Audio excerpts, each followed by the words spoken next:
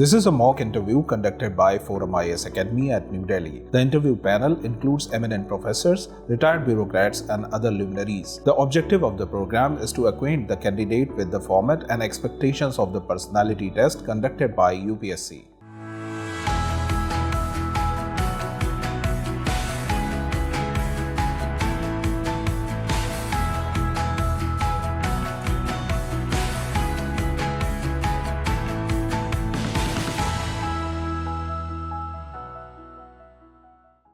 Begum sir, Please good afternoon sir. Good afternoon.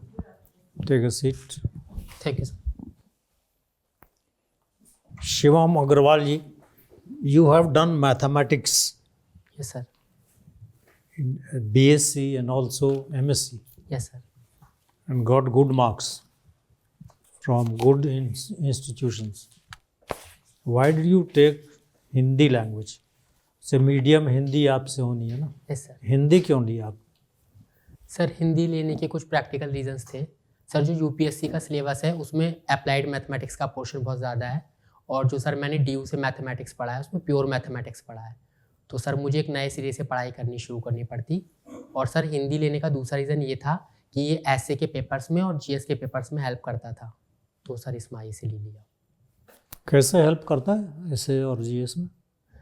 Sir इसमें हम मतलब थोड़ा थोड़ा फिलॉसफी का भी पढ़ते हैं सर सब्जेक्ट में, और सर पोएम्स पढ़ते हैं, बहुत सारा लिटरेचर पढ़ते हैं, तो सर उन्हें कोट कर देते हैं सर बीच बीच में, जैसे एथिक्स के पेपर में कोट कर देते हैं, ऐसे में हेल्प करता है सर। अच्छा, तो आप हिंदी मीडियम में एग्ज़ाम भी दिए थे मेंस? Yes sir. अच्छा,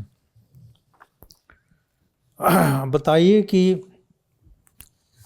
आप उत्तर प्रदेश से आते हैं, रामपुर किस चीज़ के लिए फेमस है? सर रामपुर का इम्पोर्टेंस एक रज़ा लाइब्रेरी के लिए है, जो इंडो इस्लामिक स्थापत्य का उदाहरण है। दूसरा सर वहाँ का रामपुरी चाकू फेमस है, और सर तीसरा वहाँ का ODOP जरी जरदोजी के लिए रामपुर फेमस है। अच्छा, आप बताएं कि ये बेल्ट एंड रोड इनिशिएटिव के बारे में सुना होगा। जी सर। क्या है ये? सर इसके माध्यम से जो चाइना है वो समुद्र और स्थल पे सभी देशों तक कनेक्टिविटी अपनी स्थापित करना चाहता है। कितने देशों में इन्होंने इन्वेस्टमेंट किया है? सर एग्जैक्ट नंबर तो कितने सदस्य हैं? सर नंबरिंग ध्यान नहीं है, लेकिन मतलब पूरे वर्ल्ड के अंदाज से पता होगा कुछ? सर लगभग सारे ही देश हैं सर, मतलब पूरे 150 से ज़्यादा। जी, थैंक यू सर। तो इसमें पिछले 10 वर्षों में 2013 में शायद ये स्टार्ट किया था चाइना ने, कितने सारे प्रोजेक्ट्स उन लोगों ने कंप्लीट किए? सर इन्होंने मतलब सर एग्जैक्टली नहीं पता है, लेकिन 2013 के बाद क्या हुआ वो नहीं पता है सर, बाकी पता है, डेट्स के हिसाब से नहीं पता है। जैसे सर बहुत सारे नेवल पोर्ट्स स्थापित किए हैं, चाहे श्रीलंका में सर हम्बनतोता बंदरगाह लीज पर लिया है, और चाहे सर अफ्रीका में एक जिबूती पोर्ट पर अपना इस्टेब्लिशमेंट स्थापित किया है चाइना ने, और सर पाकिस्तान में ग्वादर पत्तन पर इस्टेब्लिशमेंट किया है। ऐसी सर बांग्लादेश का सितवे पोर्ट। तो ये चाइना कोई ग्रांट तो नहीं दे रही है, तो लोन दे रही है जी सर। कंट्रीज को। जी सर। तो उस लोन को लौटाने में मुश्किल नहीं होगी जी इन सर। देशों को? जी सर। सर जो चाइना लोन देता है वो काफ़ी हाई इंटरेस्ट रेट्स पर देता है, तो सर उसमें कहा जाता है कि चाइना जो है वो ट्रैप डिप्लोमेसी का शिकार बनाता है देशों को, जिससे देशों को वापस लोन लौटाने में काफ़ी मुश्किलों का सामना करना पड़ता है। और सर अगर हम श्रीलंका का एग्जांपल देखें तो जो हम्बनतोता पोर्ट है वो 99 वर्षों के लिए लीज पर दे दिया गया है चाइना को। तो ये गरीब देशों को परेशान करने का तरीका नहीं है? सर अगर एक रिस्पेक्ट में देखें तो सर गरीब देश इससे ऋण के दुष्चक्र में फंस सकते हैं, क्योंकि सर उतना पैसा जो है समय पे लौटाने पर वो सक्षम नहीं होंगे। इसी तरह की एक योजना अनाउंस हुई थी G20 में, क्या था, क्या नाम था उसका, क्या करने जा रहा है उसमें? सर एक India middle east Europe corridor स्थापित करने की बात थी, जिसके माध्यम से सर यूरोप मिडिल ईस्ट और इंडिया को जोड़कर कनेक्टिविटी स्थापित की जा सके। और सर इसका दूसरा मकसद ये भी था कि चाइना जैसे देशों पर हम अपनी इकोनॉमिक डिपेंडेंस को कम कर सकें। इधर काफ़ी हम लोग सुन रहे हैं कि इंडिया थर्ड लार्जेस्ट इकोनॉमी बनने जा रही है जी सर। अगले 2-3 वर्षों में। इसका क्या अभिप्राय है, क्या होगा उससे? सर इसका पहला अभिप्राय ये होगा कि इंडिया में जो पर कैपिटा इनकम है जो भी लगभग $2500 के आसपास है सर, उसमें उसे बढ़ाने में हेल्प मिलेगी। और सर बार बार मतलब जो कहा जा रहा है कि 2047 तक हम अपने देश को विकसित देश बनाना चाहते हैं सर, उसमें हेल्प मिलेगी। इससे एक लिंक्ड बिंदु है कि हमारे देश की जनसंख्या अब तो हाईएस्ट हो गई है जी पूरे दुनिया में। तो इतनी जनसंख्या से थर्ड लार्जेस्ट इकोनॉमी बनने से गरीबों की संख्या भी काफ़ी है हमारे देश में। जी सर। तो गरीबों को कोई लाभ नहीं होगा क्योंकि बहुत ज़्यादा इनइक्वल डिस्ट्रीब्यूशन ऑफ इनकम और वेल्थ हमारे देश में है। 10% अमीर लोग 80% वेल्थ के मालिक हैं। तो इस थर्ड लार्जेस्ट इकोनॉमी बनने से कुछ खास लाभ गरीबों को तो नहीं होगा। सर ऐसा सर पूर्णतः नहीं कहा जा सकता, क्योंकि सर नीति आयोग की एक रिपोर्ट आई थी, उसमें कहा था कि हमारे पिछले 10 सालों में लगभग 41 से 42 करोड़ लोग जो हैं वो मल्टी डायमेंशनल पॉवर्टी से बाहर आए हैं। तो सर भारत का हमेशा ये प्रयास है कि अपनी जो इकोनॉमिक ग्रोथ है उसे इंक्लूसिव बनाया जाए ताकि सभी वंचित वर्गों तक उसका पहुँच का लाभ उठाया जा सके। और सर धीरे धीरे हम इस साइड में भी अप्रोच कर रहे हैं। आपको नहीं लगता कि मल्टी डायमेंशनल पॉवर्टी जी को नीति आयोग ने लाके दिखाने का प्रयास किया है कि गरीबों की संख्या घट गई है, लेकिन आपको नहीं लगता कि इनकम पॉवर्टी को ज़्यादा देखना चाहिए? सर अगर हालिया SBI की रिपोर्ट को देखें तो सर उसमें उन्होंने कहा है कि इनकम इनइक्वलिटी जो है वो तुलनात्मक रूप से पहले से कम हुई है। तो सर हम निरंतर प्रयास कर रहे हैं और सर इसके लिए एक ज्ञान का कॉन्सेप्ट भी दिया गया है विकसित भारत बनाने के लिए। जैसे सर हमें गरीबों पर फोकस करना है, हमें युवा शक्ति को और एम्पावर करना है, हमें अन्नदाता किसानों की आय बढ़ानी है और सर हमें नारी सशक्तिकरण करना है। आप बताइए कि क्या डेवलप्ड इकोनॉमी 2047 में बनाने की जो बात हो रही है जी वो 6.2% एवरेज ग्रोथ रेट से हो जाएगा? सर अगर सर वर्तमान ग्रोथ रेट देखें भारत की तो जैसा सर मतलब वर्ल्ड बैंक और IMF का अनुमान है 7.3% है। और सर हमारा अगर CPI इन्फ्लेशन देखें तो 5 से 5.5% है। तो सर इन दोनों को अगर ऐड करते हैं तो जो नॉमिनल GDP है वो 12 से 13% हो जाती है। और सर नीति आयोग ने अभी अनुमान लगाया था कि अगर हम इसी ग्रोथ रेट से आगे बढ़ते रहेंगे आगे आने वाले वर्षों में तो सर हम 2047 तक विकसित देश बन सकते हैं। धन्यवाद। Thank you sir. शिवम, तुम यूपी के रहने वाले हो ना? Yes, sir. यूपी में अभी 22 तारीख को एक बहुत बड़ा इवेंट है, क्या sir. है? सर अयोध्या में राम मंदिर का उद्घाटन है। और मंदिर बन चुका है? सर अभी मंदिर का निर्माण कार्य चल रहा है। तो निर्माण कार्य चलते हुए इनॉग्रेशन करने की क्या वो बनती है तुक? सर उसमें ये कहा जा रहा है कि जो 22 तारीख है उसमें एक अभिजीत मुहूर्त आएगा। सर उसमें अगर कोई भी हम कार्य करते हैं तो हमें विजय मतलब उस कार्य में विजय प्राप्त होगी। तो सर इस उद्देश्य के साथ मंदिर का उद्घाटन 22 तारीख को किया जा रहा है। इसके कोई और कारण नहीं हो सकते जो कि दूसरे ऑपोजिशन पार्टीज बोल रहे हैं? सर अपोजिशन पार्टीज का ऐसा आरोप है कि जो निकट भविष्य में चुनाव आने वाले हैं शायद ये मतलब एक पॉलिटिकल गेन प्राप्त करने के लिए ऐसा किया जा रहा है।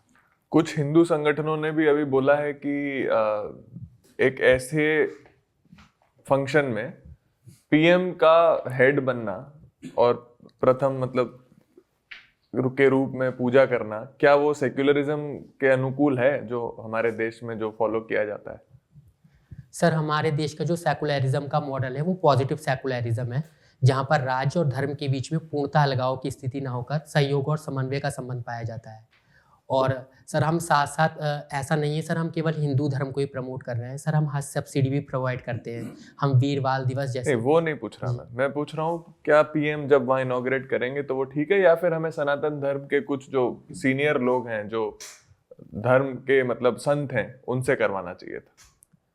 सर मेरा मानना है कि आर्टिकल 25 से 28 तक हमें पर्सनल फ्रीडम दी है किसी भी रिलीजन को फॉलो करने की, तो सर इसमें मतलब उनकी पर्सनल चॉइस हो सकती है, और सर बाकी संतों को भी इन्वॉल्वमेंट किया जाना चाहिए सर इन इवेंट्स में। तुम्हें पोएट्री करना पसंद है ना? Yes sir. कुछ कौन से सब्जेक्ट पे करते हो, या किसी भी सब्जेक्ट पे कर सर, लेते किसी भी हो? subject। खुद की करते हो या दूसरों की पढ़ते हो? सर दूसरे कवियों की भी पढ़ता हूँ और सर कुछ कविताएं खुद भी लिखी तो कोई खुद की लिखी हुई बताओ। सर चाय रखी है टेबल पर, इतवार पुराने ले आओ, हम कह देंगे कल छुट्टी है, तुम यार पुराने ले आओ, जीवन को जीने के वो अंदाज पुराने ले आओ, गांव की गलियों का वो मौसम रोमानी ले आओ, हम कह देंगे दिल बच्चा है, अरमान पुराने ले आओ। अप साइक्लिंग में जो तुमने यहाँ पे लिखा हुआ है, अप साइक्लिंग से मतलब तुम क्या करते हो exactly? Upcycling of waste material? Sir जो वस्तुएं हमारे घर में वेस्ट हो जाती हैं उनकी वैल्यू अपग्रेड करके सर कुछ इनोवेटिव बनाने की कोशिश करता हूँ। तो कोई एग्जांपल दो, जैसे क्या किया है अभी तक? सर जैसे प्लास्टिक की बोतल से पेन स्टैंड बनाया है, ब्रूस स्टैंड बनाया है, और सर जो जैसे टिश्यू पेपर होते हैं, ख़राब कागज हो जाते हैं सर, उससे फ्लावर्स बनाए हैं। अच्छा, तो हमारा ज़्यादातर अब फोकस ये है कि हम लोग वेस्ट को अपसाइकल कर रहे हैं, या फिर रिसाइकल कर रहे हैं, या फिर डिस्पोजल कर रहे हैं। वेस्ट ओरिजिनेट ही कम हो, उसके लिए क्या सरकार कुछ कर रही है?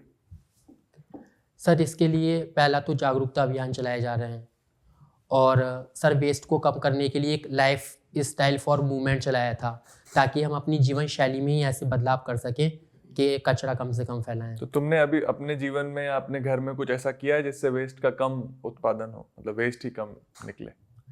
सर जैसे मैंने मतलब अपने लेवल पर ये करा है, जैसे सर मैं पहले नए पेन लेता था जब पेन ख़त्म हो जाते थे, सर अब मैं इंक पेन का यूज़ करता हूँ या फिर उसमें रिफिल डाल लेता हूँ, तो सर एक वो प्लास्टिक वेस्ट कम होता है उससे। अच्छा, स्कूल में शायद तुमने पार्लियामेंट भी ऑर्गेनाइज किया है। जी। अभी रिसेंट समय में हमारे यहाँ के पार्लियामेंट की डेमोक्रेसी में कुछ कमी देखी गई है, तो तुम्हारे हिसाब से वो कमियां क्या है? सर अगर कमियों की बात करें तो जो विपक्ष है सर उसका रोल काफ़ी कम हुआ है, और हमारी जैसे डेमोक्रेसी का मेन लक्षण है डिबेट और डिस्कशन को प्रमोट किया जाना चाहिए, तो सर उसमें संसदीय बहसों की गुणवत्ता में गिरावट आई है। सर बिल जो है वो पार्लियामेंट्री कमेटीज़ को 16वीं लोकसभा का अगर देखें तो सर 27% बिल ही भेजे गए हैं, तो सर इससे थोड़ा। तो तुम्हारे हिसाब से सबसे अभी पहले क्या करना चाहिए उसको सुधारने के लिए? अभी हमने रिसेंटली देखा कि एक साथ इतने सारे सदस्यों को स्थगित किया गया, मतलब सस्पेंड किया गया, तो क्या वो सही था करना? सर मेरे हिसाब से एमपी सस्पेंशन के कुछ अदर अल्टरनेटिव्स आने चाहिए सर, जैसे उन पर फाइन लगाना चाहिए जो संसद की गरिमा का मतलब उल्लंघन करें, या फिर सर उन्हें 1 से 2 दिन के लिए सस्पेंड करना चाहिए। और सर इसके साथ ही संसदीय गुणवत्ता को बढ़ाने के लिए लोकसभा और राज्यसभा में बैठकों की संख्या को निश्चित किया जा सकता है। अच्छा, एक आखिरी क्वेश्चन, मान लेते हैं तुम अपने जिले के एसपी हो, तो तुम एज एसपी, और तुम अपने ही जिले के एसपी हो, तुम्हें ऑलरेडी पता हुआ कि वहाँ क्या क्या कमियां हैं, क्या क्या परेशानियां हैं लोगों को, तो जाते ही सबसे पहले कौन से 2 काम करोगे, और लॉन्ग टर्म के लिए कौन से 2 काम करोगे? सर थोड़ा टाइम ले सकता हूँ सोचने के लिए।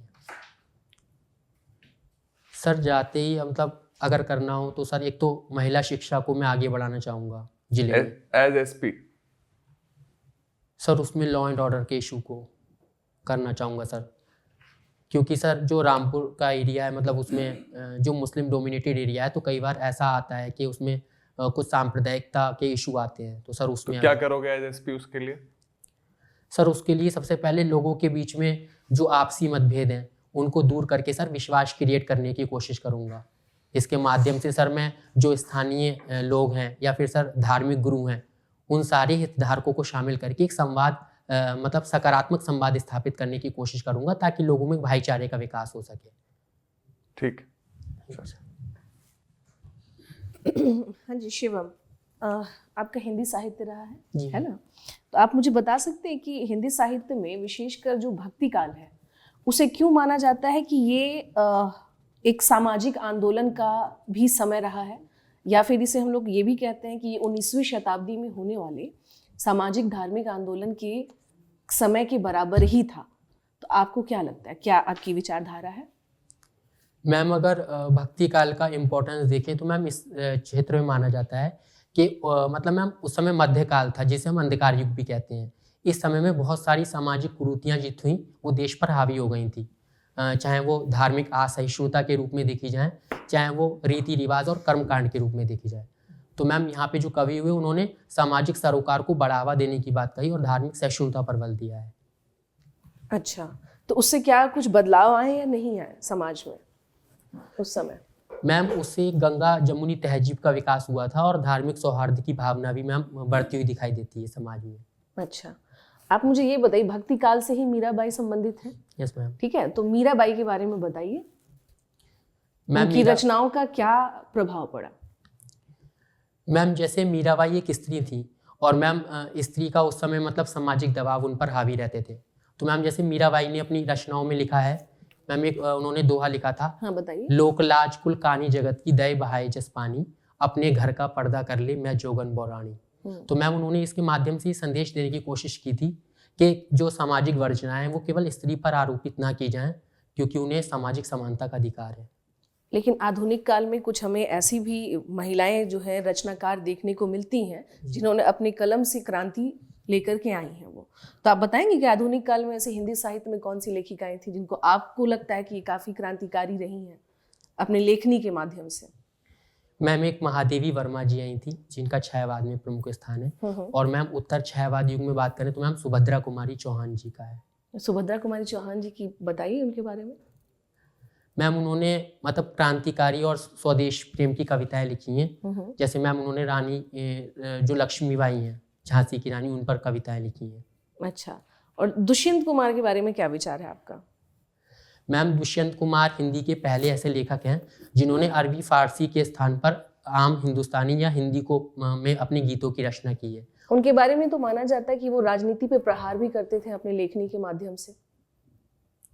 मैम राजनीति वाली कविताएं मैंने नहीं पढ़ी है मैम, जनवादी कविताएं मैंने उनकी पढ़ी। अच्छा, रामधारी सिंह दिनकर जी के बारे में क्या विचार है? क्या वो राजनीतिक, आपको ऐसा लगता है क्या कि साहित्यकारों का होना बहुत जरूरी है, क्योंकि वो समय समय पर राजनीतिज्ञों को बताते हैं कि आपके क्या कार्य हैं?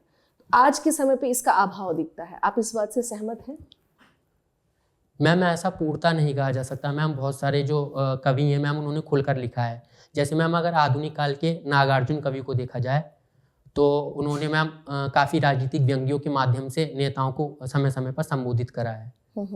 और मैम रामधारी सिंह दिनकर ने भी मैम ऐसे लिखे हैं मैम कविताएं। अच्छा, चलिए मुझे थोड़ा सा कुछ अब और बात हम लोग करते हैं। आप मुझे ये बताइए कि राजनीति में दबाव समूह और आंदोलन समूह, ठीक है, समझ रहे हैं आप? तो दबाव समूह का क्या कार्य है और जो आंदोलन समूह है इसका क्या कार्य है? क्या ये दोनों एक ही हैं या दोनों के अलग अलग कार्य हैं? मैम दबाव समूह का मुख्य कार्य ये होता है कि वो अपनी गतिविधियों के माध्यम से सरकार पर दबाव डालकर अपनी जो उचित मांगे हैं उनके लिए मैम प्रदर्शन करते हैं। तो जिससे मैम मतलब सरकार पर दबाव क्रिएट होता है और वो उनकी मतलब जो यथोचित मांगे हैं उन्हें मानने का प्रयास करती है। और मैम आंदोलन समूह मैम एग्जैक्टली नहीं पता है, लेकिन उसमें आंदोलन करके मैम दबाव बनाया, मतलब कुछ बदलाव लाने की कोशिश की जाती है समाज में। यस मैम, है ना? Yes ma'am. अच्छा, अभी हाल फिलहाल 10 जनवरी को विश्व हिंदी सम्मेलन या विश्व हिंदी दिवस मनाया गया, जी मैम। इसकी क्या प्रासंगिकता है?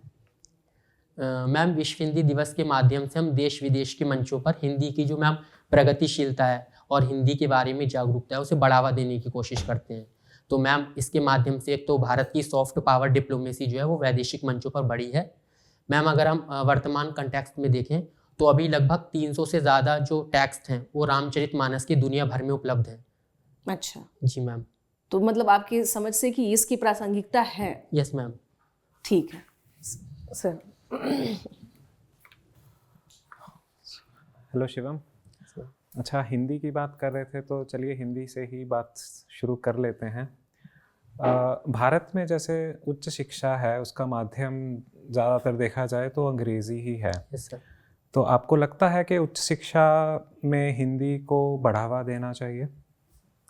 सर मेरा मानना है कि उच्च शिक्षा में हिंदी को बढ़ावा देना चाहिए, क्योंकि सर अभी मतलब भाषा जो है एक बाधा के रूप में सामने आती है। सर जो ग्रामीण पृष्ठभूमि के बच्चे हैं वो शायद इंग्लिश या अन्य भाषाओं से भी उतने सहज नहीं हो पाते हैं, तो उनके आगे बढ़ने में कोई अवरोध उत्पन्न ना हो, इसलिए सभी भाषाओं को प्रमोट करना अच्छा, चाहिए। पर इसमें फिर एक चीज़ ये भी कहते हैं कि देखिए भारत के जैसे बहुत सारे वर्कर्स ऐसे हैं जो बाहर जाकर काम करते हैं, डायस्पोरा की हम बात करते हैं, हमारे यहाँ के पढ़े हुए गूगल या माइक्रोसॉफ्ट इन सब के चेयरपर्सन बने हैं या सीईओ बने हैं, तो उसकी एक वजह ये थी कि वो अंग्रेज़ी में बड़े स्मूथ, मतलब उनको पता था, अंग्रेज़ी में बोलने में सहज थे वो। तो आपको नहीं लगता अगर हिंदी को इस तरह से बढ़ावा दिया जाएगा तो अगर अंग्रेज़ी नीचे आएगी तो कहीं ना कहीं हम वो जो एडवांटेज जो हमारे पास है वो खो देंगे हम? सर मेरा मानना है कि अगर हम एक भाषा को बढ़ावा देंगे तो उसका अनिवार्य परिणाम ये नहीं है कि दूसरी भाषा उससे कमतर हो जाए। सर दोनों भाषाओं को पैरेलल रूप से साथ साथ भी बढ़ावा दिया जा सकता है सर। अच्छी बात है। अच्छा, भारत सरकार ने भी शायद कदम उठाए थे कि मेडिकल जो शिक्षा है उसके लिए हिंदी के लिए उन्होंने शायद किताबें और मटेरियल्स के लिए, पर फिर भी कुछ जो विद्वान थे उनका ये कहना था कि जैसे मेडिकल फील्ड है, बहुत सारी टर्मिनोलॉजी जो उसमें हम शब्दावली है वो अंग्रेज़ी ही है, वो चेंज नहीं कर सकते, वो बदल नहीं सकते क्योंकि वो वही रहेगा। तो आपको लगता है कि ये ट्रांसलेशन करना एक बहुत बड़ा एक चैलेंज है? सर इस चैलेंज को इस तरीके से कम किया जा सकता है कि मतलब सर हम जो मूल शब्द हैं जो इंग्लिश के शब्द हैं सर उस टर्मिनोलॉजी को ना बदलें, बाकी सर उसकी जो भाषा का अनुवाद है उसे उपलब्ध करा दें। क्योंकि सर अगर हम उस टर्मिनोलॉजी का भी हिंदी में अनुवाद कराएंगे तो सर उससे एक नई समस्या उत्पन्न हो सकती है। ओके, ठीक है। अच्छा, अब दक्षिण भारत की बात करें तो वहाँ पर अभी कुछ दिन पहले कर्नाटका में भी विरोध हुआ था, उन्होंने पोस्टर और साइन बोर्ड जितने थे निर्देश वो सब उखाड़ दिए हिंदी में जितने थे। तो फिर आपको कैसे लगता है कि अगर इतना विरोध हो रहा है तो क्या हिंदी को इस तरह से बढ़ाना उचित है? सर मेरा ये मानना है कि भाषा जो है एक माध्यम है, तो सबसे पहले सर हमें अपने देशवासियों के में एक विश्वास उत्पन्न करना चाहिए कि किसी भी भाषा को एक भाषा को दूसरी भाषा से मतलब चैलेंज के रूप में ना देखा जाए। और सर इसके लिए हमारी सरकार ने समय समय पर प्रयास भी करे हैं, जैसे सर काशी तमिल संगमम का जो प्रोग्राम है वो उत्तर भारत को दक्षिण भारत से जोड़ने का एक प्रयास है। सर इस टाइप के प्रयास करने चाहिए आगे। अच्छा, ये बताइए, जैसे हिंदी हम मानते हैं कि उत्तर भारत की भाषा है, दक्षिण भारत वाले उतने सहज नहीं हैं, उनकी लिपि और वो सब बहुत डिफरेंट है। तो आपको नहीं लगता कि अगर वो लोग हिंदी सीखने का प्रयास कर रहे हैं तो हमें भी चाहिए कि उत्तर भारत के लोग कोई दक्षिण भाषा की भाषा सीख लें? ये सर इसके लिए मतलब एक प्रयास भी किया गया था सर त्रिभाषा फॉर्मूला का, लेकिन सर मेरा मानना है कि अभी उसे और अच्छे से इम्प्लीमेंट करने की आवश्यकता है। सर उसमें यही था कि हम एक अपनी स्थानीय भाषा सीखेंगे जिसे हम मातृभाषा बोलते हैं, एक अंतर्राष्ट्रीय भाषा सीखेंगे अंग्रेजी में, और जो हिंदी भारतीय बेल्ट के लोग हैं या तो वो उत्तर पूर्व की कोई भाषा सीखेंगे, दक्षिण भारत की भाषा सीखेंगे। ठीक है। अच्छा, ये बताइए यूनिफॉर्म सिविल कोड पे आपका क्या विचार है? Sir uniform civil code sir एक प्रगतिशील विचार है। इसके माध्यम से जो संपत्ति है, उत्तराधिकार है, उसकी एक समान कानून बनाए जाते हैं। लेकिन सर इसे जहाँ तक इम्प्लीमेंट करने की बात है तो मेरा मानना है इसे पूरे भारत के लेवल पर एकदम से हड़बड़ाहट में लागू करने के स्थान पर धीरे धीरे स्टेप बाय स्टेप सर आगे बढ़ाना चाहिए। कुछ बता सकते हैं क्या चीज़ें हैं जो ख्याल में रखनी चाहिए हमें यूसीसी लगाने के पहले? सर एक तो मतलब पहले राज्यों से मतलब राय विमर्श करना चाहिए, विचार विमर्श। जो राज्य सर इसे इम्प्लीमेंट करने के इच्छुक हैं सर उनमें पहले इम्प्लीमेंट करना चाहिए, और उस पायलट प्रोजेक्ट की सफलता के आधार पर अन्य राज्यों को विश्वास में लेकर सर इसे इम्प्लीमेंट करना। पर बहुत सारे राज्यों में क्योंकि राजनीति बीच में आ जाती है तो बहुत सारे राज्यों में हो सकता है कि हो ही ना। सुप्रीम कोर्ट तो कब से कहता आ रहा है कि आप करिए, फिर भी पॉलिटिकल मतलब राजनीतिक कारणों की वजह से नहीं हो पा रहा है। तो अगर आप राज्यों पे छोड़ देंगे तो हो सकता है कि फिर से वही कुछ बात आगे बढ़े ही ना। सर मेरा ये मानना है कि देश की जो जनता है धीरे धीरे सर जागरूक हो रही है। सर हमें थोड़ा और इंतज़ार करना चाहिए ताकि जनता अपने अधिकारों को स्वयं पहचाने और जनता खुद इसे आगे बढ़कर सर स्वीकार करे, तो सर ये अच्छा होगा लागू करना है सर। ओके, ठीक है शिवम, मेरी आप 1 मिनट बाहर जाएं फिर मैं बुलाता हूँ। Thank you.